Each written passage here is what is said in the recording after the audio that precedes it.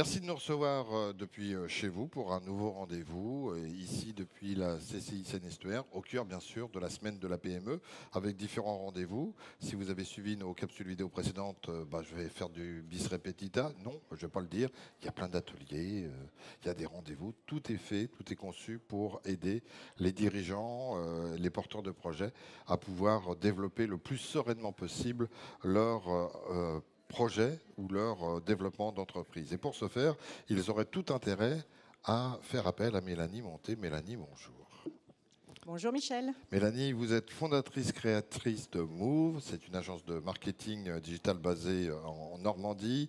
Et quand on parle de Normandie, c'est pas restrictif, évidemment, au niveau territorial. Vous pouvez rayonner sur l'ensemble du territoire et au-delà de nos frontières nationales si vous le souhaitez pour faire appel à Mélanie. Et avant d'expliquer pourquoi le marketing est hyper important et qu'on l'a peut-être un peu trop oublié dans notre façon de concevoir le développement de notre entreprise, revenir sur cette identification de Move. Alors, je ne sais pas si vous pouvez l'avoir à l'antenne parce que c'est au-dessus de votre tête, Mélanie. Mais donc, on a un M particulier, il y a un graphisme, hein, ça a été travaillé, la communication. Il y a une cible. Alors, il y a un M, mais en fait, qui veut dire, on a presque l'impression d'en voir trois. Et puis, il y a une cible avec un point au milieu. Déclinez-nous votre logo. Alors moi je suis très attachée au sens et effectivement quand j'ai pensé mon logo, je lui ai pensé avec plein de sens. Donc ce M a une valeur particulière, Mélanie, Montet et marketing. Donc effectivement vous en voyez trois presque. Et cette petite cible, c'est qu'à un moment, il y a des objectifs. Et l'objectif, c'est de cibler en plein milieu de cette cible-là. Donc le logo a toute sa dynamique et puis effectivement j'ai joué sur le sens du mot move pour mettre le marketing en mouvement et créer un marketing dynamique. Voilà, parce que si vous cherchez du marketing dynamique, il suffit juste de faire la traduction en anglais et vous comprenez pourquoi il y a du marketing dynamique et qu'il n'y a que ça qui vous intéresse. Et il y a peut-être des marketing moves, mais ce n'est pas partie de votre langage. Alors, vous intervenez pour accompagner les entreprises en termes de marketing, c'est-à-dire que toute entreprise, quel que soit le secteur d'activité, quelle que soit sa dimension, peut faire appel à vos services. Même si elle pense avoir développé une stratégie marketing, vous pouvez arriver en lui disant peut-être, mais pas complètement.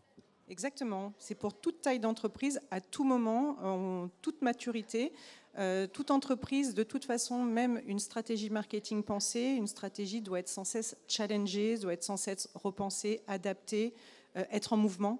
Donc j'interviens auprès de toute taille d'entreprise, à différents niveaux de leur cycle de développement et pour différents objectifs. Comme certains pensent qu'une fois qu'ils ont fait leur business plan, que ça leur servira une fois pour pouvoir développer, ils ne revisitent pas toujours leur tableau de bord pour développer une stratégie.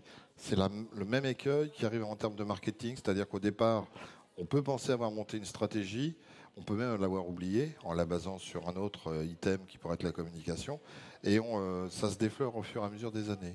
Exactement. Puis déjà, il y a la stratégie.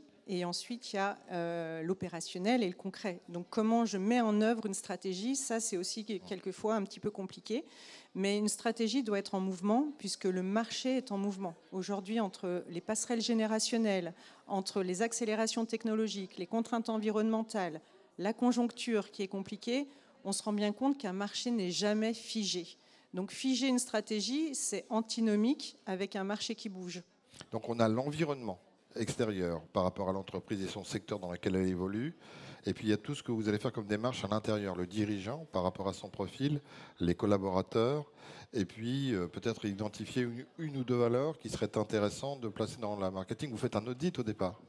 Je fais un audit, alors j'aime pas trop employer ce terme-là, mais quoi qu'il arrive, pour pouvoir actionner... Vous êtes à l'écoute en tout cas. C'est ça, et pour actionner des leviers, il faut comprendre. Comprendre l'histoire de l'entreprise, comprendre le marché, comprendre les clients. Donc forcément, indirectement, c'est commencer par une phase d'information, de compréhension et d'identification des axes d'amélioration. Je dis toujours des axes d'amélioration parce qu'il n'y a pas de bonne ou de mauvaise façon de faire, il n'y a que des opportunités de s'améliorer. Et effectivement, le marketing, c'est prendre en considération différentes métriques pour pouvoir analyser les axes d'amélioration. Je suis une entreprise, je suis le dirigeant d'une entreprise de travaux publics qui compte en son sein 150 salariés, qui s'est développée dans des secteurs traditionnels, mais je vois que ça stagne. J'avais pensé que j'avais fait une stratégie marketing, mais je vois qu'on avait surtout sollicité le personnage que j'étais à l'époque et que ça ne matche plus. Je viens vous voir. Combien de temps? Alors, je sais bien que c'est aléatoire parce que ça va dépendre de plein de choses, mais grosso modo, quelles sont les différentes étapes qui vont être prises en considération pour pouvoir m'accompagner et me dire, voilà ce qu'on pourrait mettre au point, voilà ce qu'on pourrait développer? Alors déjà, le premier mois, c'est la phase d'exploration. Donc j'analyse, je comprends, j'analyse l'interne, j'analyse l'externe et j'identifie déjà les manques, les failles, les opportunités qui n'ont pas été peut-être développées. Le deuxième mois, je propose un plan d'action en accord avec le dirigeant. Et une fois que c'est validé, on peut passer à l'action. Donc je dirais qu'en 3 mois, on a déjà identifié les causes, la racine, et également identifier un plan d'action. Et après, vous partez? Ben non, je peux, mais le gros challenge, comme je vous disais tout à l'heure, c'est vraiment de passer de la stratégie à l'opérationnel. Et donc l'objectif, c'est de mettre en œuvre tout ce qu'on s'est dit. Donc je fais ce que je dis et j'attends de délivrer des résultats pour pouvoir prouver qu'on a marqué des buts et que ça marche. Il faut au sein de l'entreprise qu'il y ait des personnes qui incarnent ce que vous allez développer. Donc, c'est-à-dire qu'il y a des profils que vous allez peut-être recenser pour pouvoir développer au maximum les conseils que vous avez dispensés. Alors, dans cette phase d'analyse, il y a forcément un audit, une écoute aussi, ouais. de l'interne et des différents acteurs de cette chaîne de valeur de l'entreprise. Le travail marketing n'a vocation qu'à aligner aussi la chaîne interne et donc aligner les différentes expertises. Donc forcément, à un moment donné, on embarque les collaborateurs et le marketing est une belle opportunité de fédérer et de donner du sens aux équipes internes. Mélanie, on est entre nous, il n'y a que quelques millions d'internautes qui nous suivent. Comment vivent, j'allais dire, les salariés, peut-être pas le dirigeant parce que c'est lui qui vous a sollicité, mais comment vivent les personnes où ils savent que, certes, vous allez les accompagner pour un développement peut-être aussi personnel par rapport à ce que vous allez dispenser, mais que vous êtes là pendant 3 mois, il y a une personne qui va faire un audit, non pas d'audit, qui va prendre en considération un certain nombre d'éléments, qui va mettre un plan d'action et qui va accompagner. C'est bien perçu, c'est bien vécu? Le fait d'être externalisé, ça a tout son sens, puisque je suis neutre. Je ne suis pas là pour prendre une place, je ne suis pas là pour m'intégrer sur le long terme, je suis là pour mettre en œuvre, mettre en action, mettre en mouvement et autonomiser. Donc l'objectif, c'est vraiment de capter toute l'information et tout le savoir-faire des collaborateurs pour ensuite leur délivrer quelque chose qui va les aider. Donc c'est assez bien perçu et il n'y a pas de jeu politique ou de jeu. On est vraiment là pour s'entraider et collaborer. Et en même temps, j'ai presque une mission pédagogique parce que la plupart du temps, ils sont très contents de comprendre des choses. Cette mission pédagogique, on le retrouve dans votre méthode, Squall? Exactement. C'est une méthode pédagogique, alors issue du terrain, issue de mon expérience, qui prouve que finalement, avec des phases assez simple mais assez méthodique, on arrive à quelque chose de concret et qui fonctionne. Vous avez des exemples sur la base desquels vous avez pu faire des recommandations sur soit des produits qu'il a fallu différencier de la concurrence, soit une marque en tant que telle, voire l'entreprise par rapport à la concurrence sur laquelle vous avez travaillé et ça a porté ses fruits, ça s'est différencié à travers la stratégie que vous avez fait accompagner? Alors l'exemple, c'est une entreprise pour laquelle j'ai travaillé où justement l'enjeu, c'était la pérennisation du métier de ses clients. Donc on s'est posé la question de dire finalement, est-ce que innover, est-ce que faire des produits nouveaux va nous apporter quelque chose? Et en fait, quand on a analysé les chiffres, on s'est rendu compte qu'il y avait une grande partie des clients qui allaient partir en retraite dans les 5 à 8 ans. Donc départ en retraite signifie vente, transmission, changement en tout cas pour un client. Et on s'est dit finalement ce métier est en train de mourir, ce métier est en train de se perdre, les filières de formation sont vides. Donc à un moment, est-ce qu'avoir des bons produits va suffire? Et on se rend compte qu'avoir un bon produit sans avoir le marché, ça ne fonctionne pas. Donc on a décidé de se positionner comme un partenaire et non plus comme un fournisseur et de créer un campus interne de formation pour accompagner le métier, la pérennisation du métier de nos clients. Est-ce que dans cette stratégie de marketing que vous dispensez auprès de vos clients et des dirigeants d'entreprise, vous partez, donc on a compris, du produit, Mais est-ce qu'on peut aller même jusqu'à la sous-traitance pour faire des recommandations par rapport à leurs fournisseurs, le produit, et puis aussi par rapport aux clients? C'est-à-dire que la manière dont c'était présenté ne correspondait peut-être... Alors c'est peut-être du marketing, on n'est pas loin de la communication, mais peut-être qu'effectivement il y a des choses à différencier pour que le client puisse bien comprendre, appréhender le nouveau produit qu'on a mis sur le marché. Exactement. De toute façon, ça part du client. Il n'y a pas d'entreprise sans client, donc c'est déjà bien comprendre son client et s'adresser au client de la bonne manière, avec la bonne image, la bonne identité visuelle, avec l'offre qui correspond aux attentes et également avec un produit qui répondra à ses besoins et donc avec des usages intéressants pour le client. Donc si on ne connaît pas bien le client, à un moment, on peut taper à côté.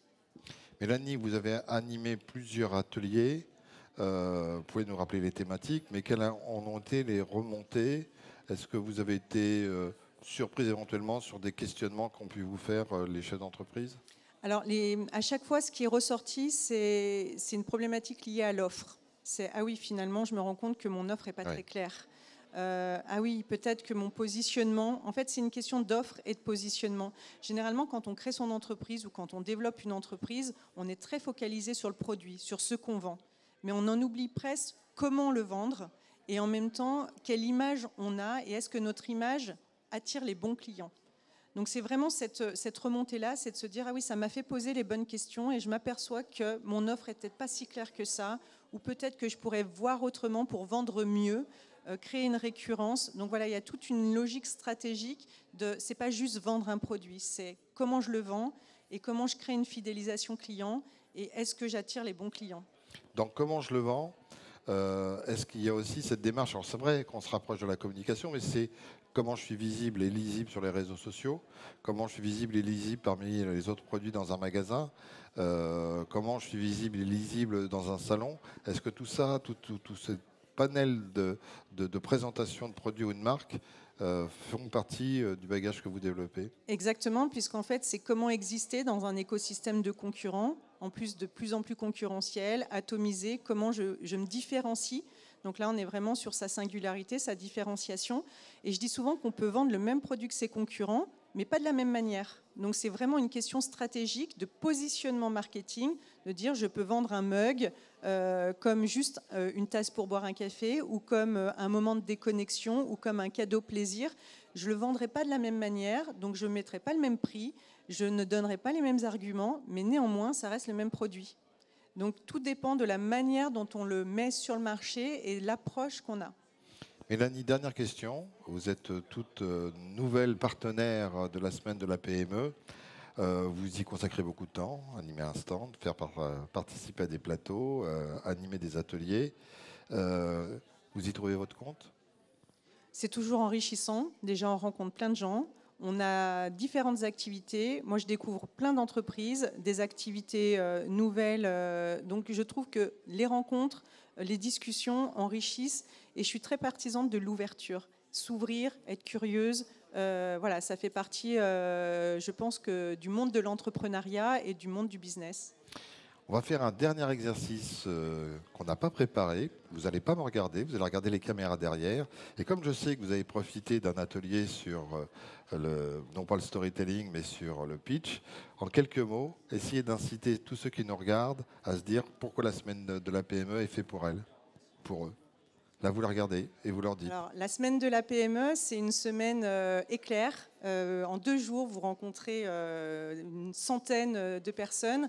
L'occasion de créer des synergies, l'occasion de dispenser son expertise. Donc c'est vraiment une semaine qui apporte beaucoup d'enrichissement et qui est dans l'échange et le partage. Voilà. Je pense que c'est vraiment l'occasion de s'ouvrir et de venir partager non seulement son expertise, mais aussi de prendre et de recevoir les expertises des autres. Je ne dirais pas mieux. Et donc, c'est sur ces douces paroles et véritables paroles que nous refermons ce plateau en vous proposant, bien sûr, de nous accompagner encore sur d'autres petites enveloppes vidéo qu'on vous promet tout au long de cette journée. Merci, Mélanie. Merci.